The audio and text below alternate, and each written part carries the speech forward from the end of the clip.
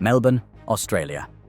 March 20th, 2009, 10:30 p.m. Emirates Flight 407, an Airbus A340-541 loaded for a 14-hour haul to Dubai, lines up on runway 16. 4 Rolls-Royce engines spool up. Thrust set. Clearance given. 275 people on board. At 270 km/h, the captain calls, "Rotate!" The nose lifts, but the aircraft stays on the ground. Second call. Still no lift. The captain slams the throttles to toga. The aircraft overruns the runway, scrapes its tail, strikes runway lights and a 1.8-meter antenna, only lifting off 500 meters past the runway end. Moments later, the crew discovers the cause. They were 100 tons heavier than the computer thought. This is inside aero disasters. And this is how a simple weight entry error nearly caused the worst aviation accident in Australian history. March 20th, 2009, Melbourne Airport. The time is 10:31 p.m. local. Emirates Flight 407, an Airbus A340-541 registered A6ERG, begins its takeoff roll on runway 16. The aircraft is configured for a 14-hour flight to Dubai, with a full load of fuel, cargo, and 275 people on board. It's heavy, but within operational limits. As the 4 Rolls-Royce Trent engines spool up, power is set according to reduced thrust settings derived from the aircraft's electronic flight bag, a common fuel-saving procedure called a flex takeoff. The numbers were calculated by the first officer and double-checked against the master flight plan. But there's a critical issue. The takeoff weight entered into the EFB was wrong, off by exactly 100 metric tons. Instead of the actual 362.9 tons, the system was told the aircraft weighed 262.9 tons. The misentry resulted in a thrust setting far too low for the aircraft's true weight. But in the cockpit, the performance appeared routine, until it wasn't. At 270 km/h, the captain called rotate. The first officer pulled back. Minimal response. The aircraft pitched slightly, but didn't lift off. A second rotate was called. Still no airborne transition. The captain immediately advanced the throttles to the takeoff go-around.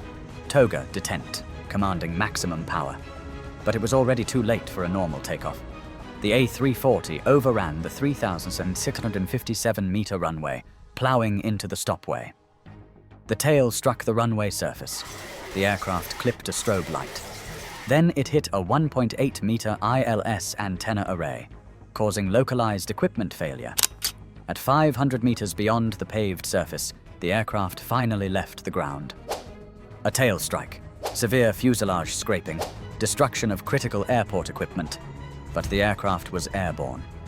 The crew requested an immediate hold and began a climb over Port Phillip Bay. Once airborne, the crew of Emirates Flight 407 stabilized the climb and initiated fuel dumping procedures over Port Phillip Bay. The aircraft was too heavy for landing, having been fueled for a long-haul flight to Dubai. The goal was now to return safely to Melbourne. But as the aircraft leveled off at 7,000 feet, the first officer reviewed the takeoff performance data and discovered the critical error. The takeoff weight used in the electronic flight bag, EFB, was 262.9 tons. The actual takeoff weight was 362.9 tons, 100 metric tons more than calculated. This discrepancy directly affected the thrust setting generated by the EFB. Because the EFB believed the aircraft was significantly lighter, it recommended a lower flex temperature, which in turn commanded reduced engine thrust, insufficient for the actual aircraft mass. The crew had missed multiple opportunities to detect the mistake. Takeoff performance entry. Check. This check, intended to confirm that the EFB data was correctly transcribed into the Flight Management and Guidance System, FMGS, was not conducted in full. Verbal cross-check. When the first officer read out the weight from the FMG, he initially stated it as 326.9 tons, then quickly corrected himself to 362.9. This conflicted with the EFB, which showed 262.9, but no one cross-verified the discrepancy. Green dot speed comparison. The FMGS and the EFB both display an optimal green dot speed for clean configuration climb. On Flight 407, the EFB indicated 225 knots, while the FMGS showed 265 knots. The 40-knot difference should have raised alarms, but it was dismissed as a minor variance. These were not obscure checks. Each was part of the standard takeoff verification procedure, and each was bypassed, misread, or assumed to be non-critical. When the first officer noticed the weight discrepancy during fuel dumping, the magnitude of the error became clear. The takeoff had been attempted with performance data that was dangerously inaccurate. The flight crew declared a pan-pan emergency, citing a possible tailstrike and damage to pressurization systems.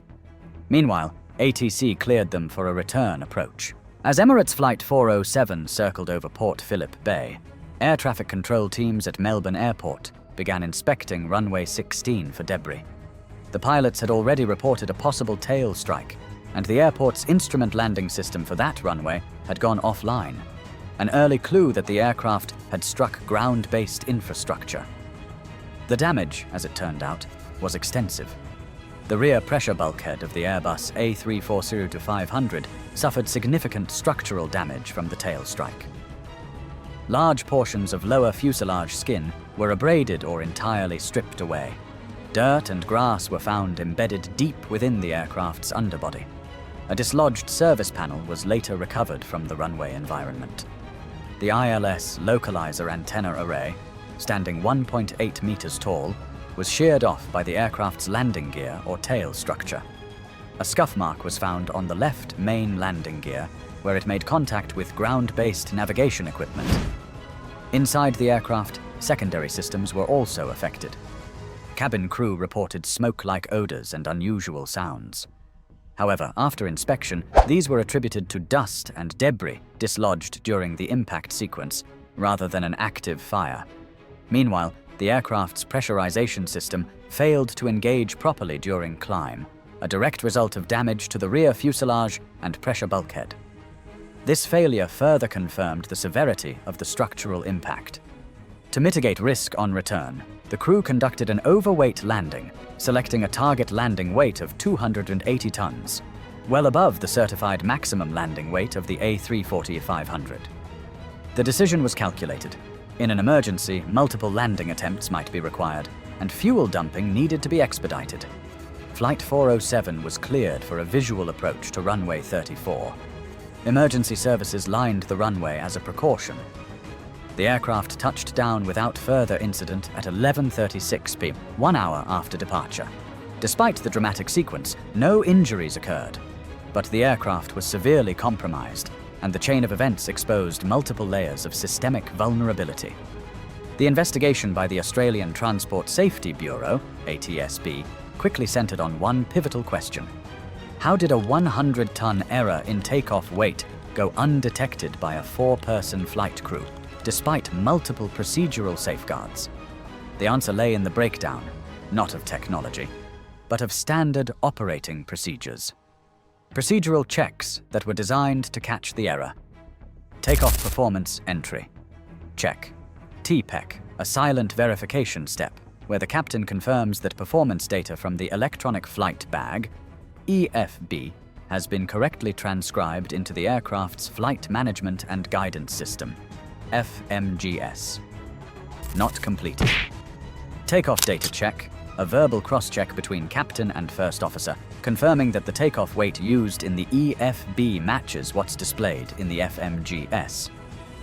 Attempted, but ineffective. The first officer initially read out an incorrect value of 326.9 tons from the FMGS, then corrected to 362.9 tons.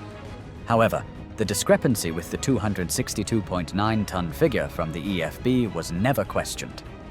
Load sheet confirmation procedure requires a confirmation of aircraft loading and weight distribution. The first officer referred to the master flight plan weight, 262.6 tons, but corrected it manually, without rechecking the EFB input, which was the source of the error. Manual overwrite performed. Source error uncorrected. Green dot speed check. The green dot speed is the minimum clean climb speed, which varies with aircraft weight. The FMG showed 265 knots. The EFB showed 225 knots, a 40-knot difference, well outside the threshold that should have triggered a reassessment. Discrepancy dismissed by the captain as non-critical. Why were these missed? Cognitive overload and task saturation. At the time of departure, the crew was managing multiple demands: clearances, flight planning, data entry, weather briefings, and departure sequencing. Fatigue. The captain had logged 99 hours in the previous 28 days, just below the regulatory limit of 100. He had slept only 6 hours in the prior 24 hours. The first officer had slept 8 hours and had flown 90 hours that month. Over-reliance on automation. The shift from manual calculation to digital systems, EFB and FMGS, meant the crew trusted displayed values without deeper scrutiny, despite internal inconsistencies. Silent checks omitted, verbal checks incomplete, contradictory values ignored. This wasn't a single-point failure. It was a chain of missed detections in a system designed to be redundant. Each layer failed, not due to absence, but due to incomplete execution. The near-catastrophic departure of Emirates Flight 407 triggered a comprehensive investigation by the Australian Transport Safety Bureau, ATSB, and a reassessment of procedural safeguards across multiple aviation stakeholders. The final report, released in October 2011, identified the root cause as human error in data entry, exacerbated by procedural gaps and operational complacency. Key findings. The first officer entered a takeoff weight 100 tons below the actual value into the electronic flight bag, EFB. Standard operating procedures intended to catch this error across at least 3 distinct checks were either skipped, performed incompletely, or misunderstood. A significant thrust deficiency occurred due to incorrect flex temperature settings, based on faulty assumptions of a lighter aircraft. No crew member recognized the abnormal acceleration performance during the takeoff roll, until it was nearly too late. The incident resulted in serious structural damage, including a tailstrike, antenna destruction, and pressurization failure. Despite these events, the aircraft remained controllable, and the emergency landing was successful, primarily due to the aircraft's structural tolerance and the captain's toga thrust application at a critical moment. Post-incident actions. At Emirates, dual EFB data entry requirement was implemented, forcing independent calculation and cross-verification. A policy mandate to verbally confirm all major weight inputs before engine start was introduced. Reinforcement of the green dot speed check as a hard-gated validation step before takeoff clearance. At Airbus began development of takeoff acceleration monitoring software designed to compare real-time acceleration with expected parameters, alerting the crew if actual performance lags. Updates to flight management software were proposed, including a reasonableness check for entered takeoff weight, flagging any extreme deviations. At the regulatory level, the ATSB issued safety recommendations to the FAA US regarding detection systems for abnormal takeoff performance, the International Air Transport Association, IATA, and Flight Safety Foundation, to emphasize human factor vulnerabilities in digital workflows. Emphasis was placed on crew alertness, fatigue management, and the fallibility of automation when not critically supervised. This incident became a case study in latent human error and the need for system redundancy, not just in technology, but in attention, verification, and cross-check culture. Emirates Flight 407 never lost control. It never left the ground in a dangerous attitude. It never stalled. But it got close, within meters of disaster, because a single incorrect number made its way through a multi-person, multi-step system untouched. It's a reminder that in modern aviation, the threat isn't always mechanical failure, it's procedural erosion. The aircraft was repaired and returned to service. The crew never flew for Emirates again. But the real legacy of Flight 407 is a software patch, a procedural rewrite, and a line in the ATSB's archive. Because even in the safest skies in the world, Assumption is never an acceptable substitute for awareness.